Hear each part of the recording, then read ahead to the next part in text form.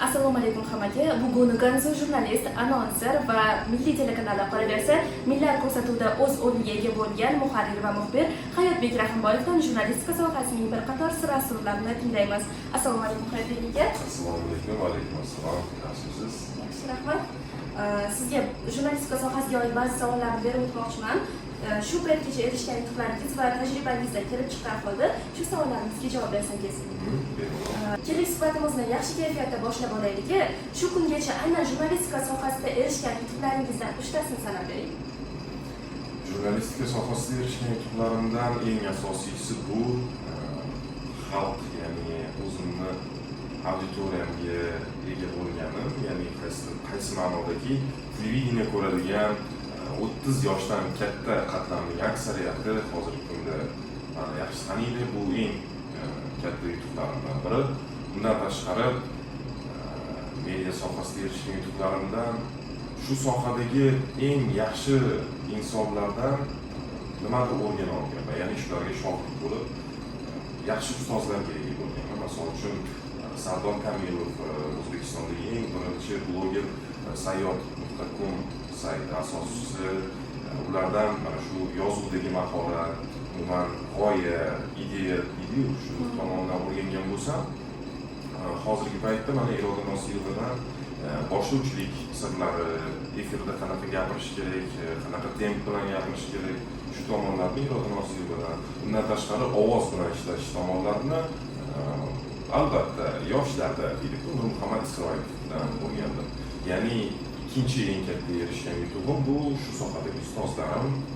Uchinchisi nima desam bo'ladi? Uchinchi yutug'im Aynan sizni mashhur bo'lishingizga sababchi bo'lgan voqea qaysi? Yoki biror bir materialmi, jurnalistik materialmi? Yo'q, bizda shu davomiylik, asosan mana shu informatsion dasturlarda ishlaydigan muxbirlarda aynan bitta material sabab bo'lmaydi. Yillar davomida qayta mana shu ekranlarda ko'rinavergandan keyin odamlarning yodida qoladi. Lekin ko'rsatuvni aytishim mumkin. Eng ko'p ommaga tanilgan ko'rsatuv bu albattaki Millat ko'rsatuvi. O'z kasbingizga, ya'ni jurnalistikaga o'z talqiningizda qanday ta'rif yoki izoh bergan bo'lardingiz? Jurnalistikagami? Jurnalistikaga men bilasizmi qanaqa qarayman? O'zimni tanishtirayotganda asosan jurnalist deb tanishtirmayman. Men ijodkor insonman, ijodkor shaxsman. Ijodni rasm chizishdan tashqari istalgan yo'liga meni tashlab yuboradigan bo'lsangiz, shu yerda omon qolaman degan fikrlarim bor. Lekin ijodkor jon saqlashi uchun eng yaxshi sharoitlarni bera oladigan kasb bu jurnalistika. Jurnalistika bu nima desam bo'ladi? Qisqa qilib ta'rif berganda ijodkorlar uchun eng yaxshi mehmonxona. Xo'p, jurnalistikada bir gap bor bilsangiz, jurnalist bu jamiyat va davlat orasidagi ko'prik deya talqin qilinadi. Ya'ni u har ikkala tarafdan ham o'z pozitsiyasini berish huquqiga ega bo'lmaydi deyiladi. Nima deb o'ylaysiz? Jurnalist haqiqat uchun adolatli tarzda bir tomonga, ya'ni bitta tarafga yondashuvni amalga oshirishi mumkinmi?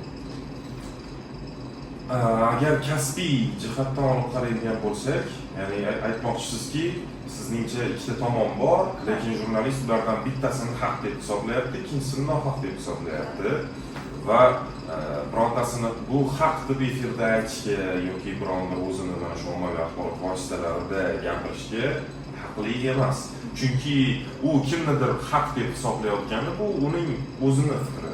Va jurnalist o'laroq u o'zini fikrini ommaga mana shu haq, bu nohaq deb bildirishga haqli emas. Qachonki mana shu bu haq deyotgan tarafini davlat, qonunlar, umuman boshqa prinsiplar yuzasidan boshqalar ham haq deb tan olganda, u ham o'zini pozitsiyasini bildirishi o'rinli bo'ladi. Lekin unga qadar birinchi da'voni qo'yishi o'rinli emas. Lekin mana bu haq, bu nohaq demasdan turib ham yetarlicha argumentlarni yoritib bergan holda, misol uchun mana shu haq deyotgan odamning pozitsiyasidan haqiqatlarni yaxshigina yoritib bersa, o'zi shundoq ham ochiqlanadi, haqiqat kim tomonda ekanligi.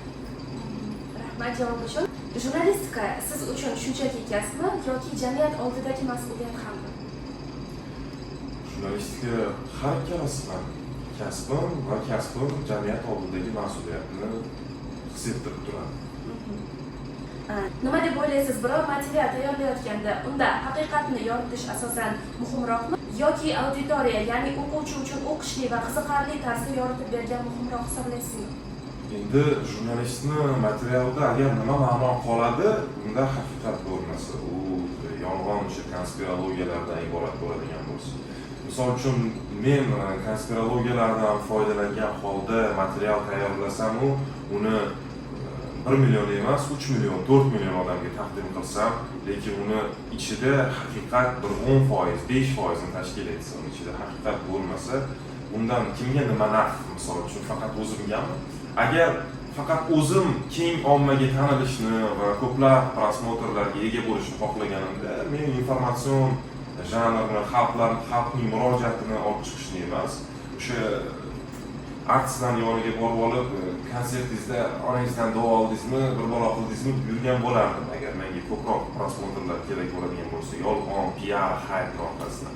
Yo'q, menga agar qolsa, haqiqat bo'lmaydigan bo'lsa, materialda uni tarqalmagani ham ma'qul, hech kim ko'rmasa ham bo'ladi. Avvalambor unaqa haqiqati yo'q lavhalar, materiallar ko'rmaydi bizning ijodda. Jurnalist sifatida sizda shunday vaziyat bo'lganmi? Haqiqatni bilasiz, ammo uni yoritish qanchalik muhim yoki to'g'ri ekanligini o'ylab qolgan vaqtlaringiz. Bo'lgan.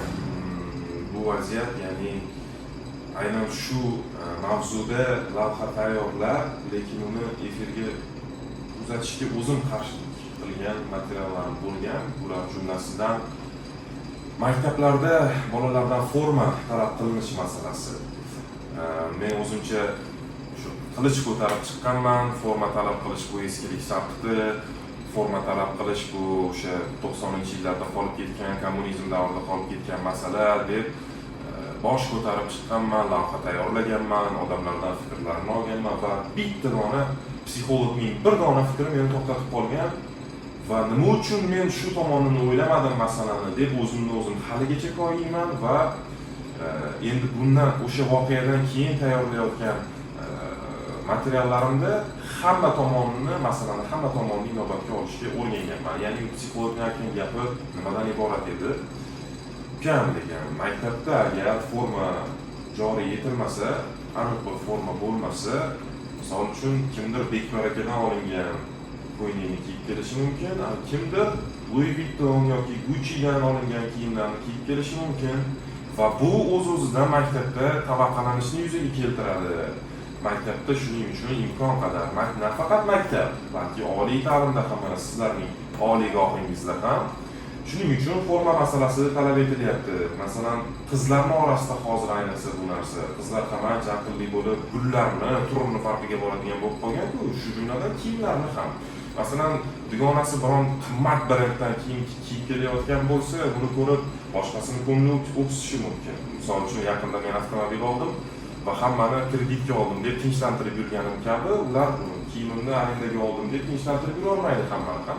Shuning uchun maktab va oliygohlarda forma masalasi aktual bo'lib qolgani ma'qul ekan, tabaqalanish yuzaga kelmasligi uchun. Mana shu savolingizga javobim shu vaziyat bo'lgan, o'ylanib qolganman. O'zim uchun haqiqat u to'g'ri. Eskilik sarqdi, Amerikada, Yevropada forma umuman talab qilishmaydi, boshqa narsa. O'zim uchun haqiqati bor, lekin umumiy jihatdan olib qaraydigan bo'lsak, o'ylantirib qo'yadigan tomoni ham bor. Albatta. Agar bir kun davomida sizga hech qanday cheklovlarsiz jurnalist bo'lish imkoni berilganda, siz qaysi mavzuni yoritgan bo'lardingiz? Agar hech qanday cheklovlarsiz jurnalist bo'lganimda,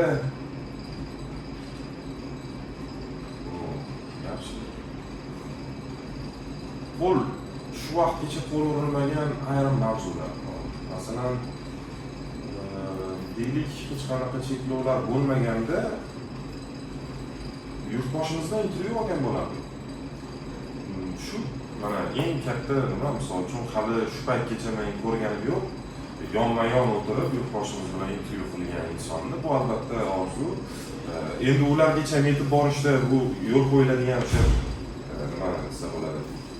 Cheklovlar deb bo'lmaydi ulargacha yetib borish jarayonini. Lekin endi hamma imkoniyat bor bo'lsa deb hisoblaylik, cheklovlar emas, hamma imkoniyatingiz bor bo'lganda deb hisoblaganimizda shu yurtboshimizdan intervyu olib o'zimni kerakli savollarimni bergan bo'ldim. O'sha savollarni ayta olasizmi? Hozir uni o'ylash kerak, u alohida mas'uliyat juda so'nggi yillar nomida balki tayyorlanish kerak. Endi jurnalistika sohasida muntazam ravishda bir xil mavzular bo'lmaydi. Ba'zi mavzular oddiy, ba'zilari esa murakkab, bahs, munozara talab etadigan mavzular bo'ladi.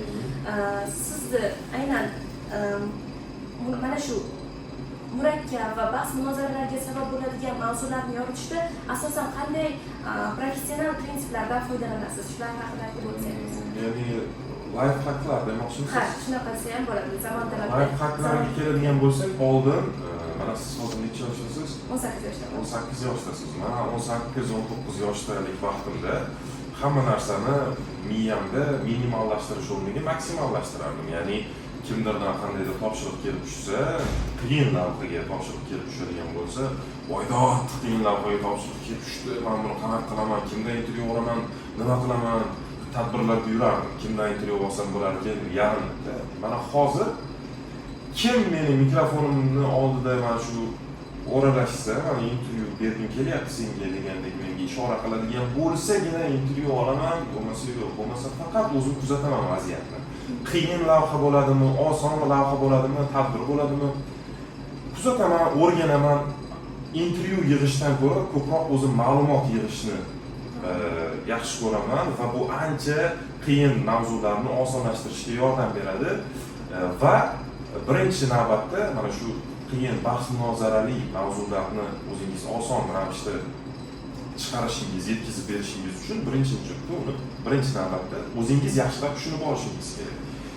Ya'ni tezislar bo'ladi, har xil yoki hech nima bo'lmagan taqdirda ham mavzuni nomi bo'ladi-ku. Mana shu mavzuni nomini ingliz manbalari orqali yoki o'zimizning o'zbek manbalari orqali tekshirib Google'dan qidirib yoki mana hozir sun'iy intellekt, ChatGPT'lar bor. Shular bilan maslahatlashgan holda o'sha mavzu haqida umumiy o'zingiz keng ma'lumotga ega bo'lsangiz, uning ichida albattaki biron bir qiziqarli instrumentlar topasiz. Misol uchun deylik, O'zbekistonda ekologiya bo'yicha reydlar ketyapti, misol uchun hozir. Ekologiya bo'yicha reydga borishingiz kerak. Boradigan joyingiz aniq, issiqxonaga borasiz. Issiqxonada gul yetishtiriladi. Issiqxonadan chiqaverishda kuchuk bor, it bor, vovullab turgan it bor. Mana uchta asosiy mana sizga instrument. Bularni o'ylaysiz, qayta o'ylaysiz. Issiqxona, gul, it. Issiqxona, gul, it, misol uchun. Ishoning, agar inson fantaziyasini maksimal darajada erkin qo'yadigan bo'lsa, mana shu uchala instrumentdan ham unumli foydalanib, lavhasini umuman tayyorlayotgan materialni qiziqarli qilish mumkin. Deylik, nima demoqchiman? Mana kecha 8-mart o'tdi, to'g'rimi? 8-mart o'tdi. Gul masalasini bevosita o'sha 8-mart bilan bog'lab turib, mana kuni kecha 8-mart ham o'tdi.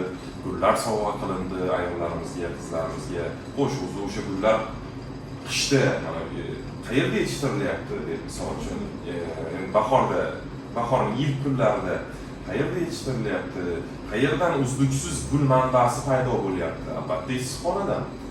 Issiqxonada hozir vaziyat qanday, ularning filtrlari qanday ishlayapti deb ulab ketaverasiz. Masalan, vovullab turgan itga keladigan bo'lsak, misol lavhangizni tugatayotganingizda sizga qarab vovullab turgan bo'lsa, bilaman, har kuni issiqxonaga kelib reyd o'tkazaverishimiz hattoki senga ham ma'qul bo'lmayapti. Lekin nailoj toza havo senga ham kerak. Shuning uchun ovozingni o'chirib ketaverasiz. Ana qarabsizki, bu kreativ lavha sizda tayyor bo'ladi. Tushunyapsizmi? Ijodkor odam, jurnalist inson oldidagi baryerlarni o'chirib tashlash kerak. Hozirgi zamonda, hozir Reels'da yoshlar mana buni qilmasangiz o'lasiz deb chiqib turgan joyda biz jurnalistlar assalomu alaykum, o'lkamizga bahor kirib keldi, kayfiyatlaringiz yaxshimi deb tursak, biz albatta yutqizamiz. Biz yutqizmasligimiz kerak. Biz mana shu chet elda qanday saqlanib qolgan bo'lsa, Amerikada qanday saqlanib qolgan bo'lsa, televideniya sohasi, biz ham ulardan qolishmagan holda davom etishimiz kerak. Nima uchun o'zingizni gonzo jurnalist deya ta'riflagansiz? Gonzo jurnalist. Gonzo jurnalist bilasizmi, har bir voqeani o'zini o'sha qalamiga soladigan jurnalist. Misol, qolipdagi har bir jurnalistlar bor, boradi, odamlardan intervyuni oladi, uni tahrirlab beradi. Biz mana shu muammoga keldik. Hozir odamlardan intervyu olamiz deb aytadi-ku, misol uchun robotga o'xshab. Gonzo jurnalist o'zini shaxsiy pocherkini qo'shadi desak ham bo'ladi bu narsaga. Misol uchun men bugun ertalab turdim, mana bu yerga borishim kerak edi, bordim, odamlarni ko'rdim, ularning yuzida nimagadir ajinlari ko'p. Balkim ularning asfalti yo'qligidandir, ya'ni chang havo ko'tarilib ularning yuzlariga uriladi har doim. Ijodkorona rang beriladi, bo'yoq beriladi. Undan tashqari Gonzo jurnalist mana shu eski nimaga qaraydigan bo'lsak, 90-yilgi manbalarga qaraydigan bo'lsak, Gonzo jurnalist bu har bir ishni o'zi uchun o'zi mustaqil bajaradigan insonga ham aytilgan. Ya'ni o'zini o'zi syomka qiladi, o'zini materialni o'zi montaj qiladi, o'zi hamma narsani, rejissor ham o'zi. Men shunaqaman, deyarli Milliy kanalda ishlayman, mana o'zimni materiallarimni o'zim montaj qilaman, o'zim hozircha syomka qilmayman. Endi bizni formatda hozircha bunaqa o'zimizni syomka qilib nima qilishga hali u darajaga yetib borganimiz yo'q-ku. Lekin undan tashqari hamma bosqichini idealashtirish, ssenariylarni yozish, hammasini o'zim bajaraman.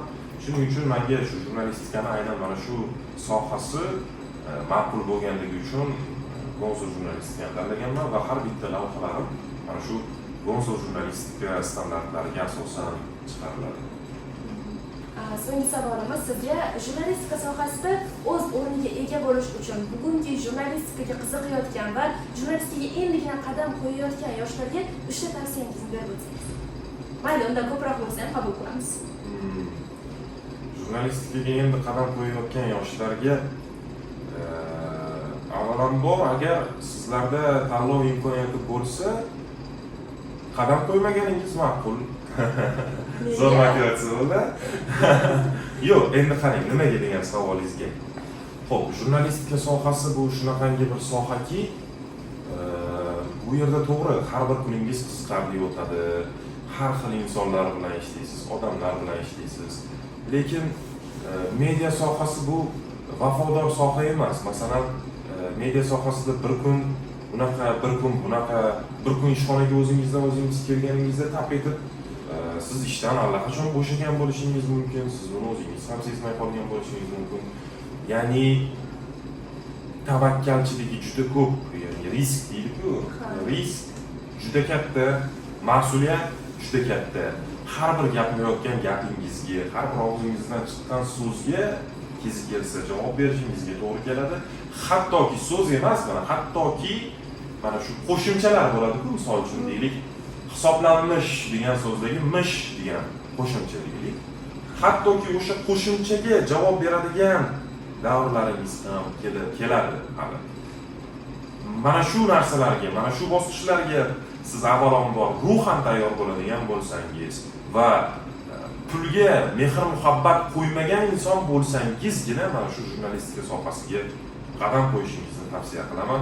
Bu gapim bilan jurnalistikada yaxshigina pul topib bo'lmaydi demoqchi emasman. Hozirgi vaqtda bemalol topsa bo'ladi, istalgancha. Hozir ko'p joylar gonorar sistemasiga o'tgan, ya'ni qancha ishlasangiz shuncha pul topaverasiz. Lekin baribir jurnalist inson bu meni nazarimda ijodkor inson. Ijodkor pulga mehr-muhabbat qo'ysa, u ijodidan absolyut ravishda mehri, e'tibori uziladi va pul tomonga ketib qolib, bu yo'g'ini balansini yo'qotib qo'yadi. Hech qilib tekis keta olmaydi jurnalistika sohasida. Shu 3 ta asosiy kriteriya: mas'uliyat, risk va pulga bo'lgan munosabat. Mana shu 3 ta asosiy prinsipni o'zingiz uchun to'g'rilab olsangiz, hayot yo'lingizda bemalol kirib kelib, bu yerda o'zingiz potensialingizni ko'rsatib ishlashingiz mumkin. Lekin 4-sezondan chiqdi. Menga o'xshagan asab jihatdan juda nozik insonlarga tavsiya qilinmaydi jurnalistika sohasi. Chunki men asabiylashaman, juda ko'p asabiylashaman. Har xil nima desam bo'ladi, do'ppichani kiyib olib, bir men O'zbekiston o'g'loniman deb yuradigan har turdan jurnalistlarimiz bor. she'r aytadi, bir balo qiladi. Yo, men she'r aytishiga qarshi emasman. Juda ko'pchilik soxta. Juda ko'pchilik jurnalistika sohasida adabiyot gulshaniga kirib keldim deb o'ylaydimi? Bir realist bo'lish kerak bu sohada, real qarash kerak hamma narsaga. Real bo'lish kerak. Men odamman-ku, to'g'rimi? Men mana gapirayotgan vaqtimda men bir balo qildim deb gapirmayman-ku, to'g'rimi? Men bir balo men bordim, keldim xullas. Ancha o'tib keldim deb gapiramanmi? Jurnalistikada samimiylik kerak. Hozirgi davr jurnalistikasi uchun samimiylik kerak. Va asabi buzuq insonlar bu sohaga kirsa nima bo'ladi? Har xil atrofidagi o'sha yasama odamlarni ko'radi. O'sha birovlarning rahmini keltiraman deb har xil ovozlarini noziklashtirib she'r o'qiyotganlarni ko'radi. Voy, deydi, shular bilan birga mana qilamanmi men, shular bilan bitta to'lqindamanmi men, deydi deb o'ylab asabiylashadi. Undan ko'ra realist bo'lish kerak va samimiy, real inson bo'lish kerak. Qanaqa bor, shunaqa bo'lish kerak. O'ylaymanki, sizning javoblaringiz bugungi kundagi ko'plab yosh jurnalistlar uchun katta saboq bo'ldi, juda ham foydali bo'ldi. Sizga kattakon rahmat aytamiz. Kelgusidagi ishlaringizga ulkan zafarlar va muvaffaqiyatlar tilab qolamiz. Sog' va salomat bo'ling.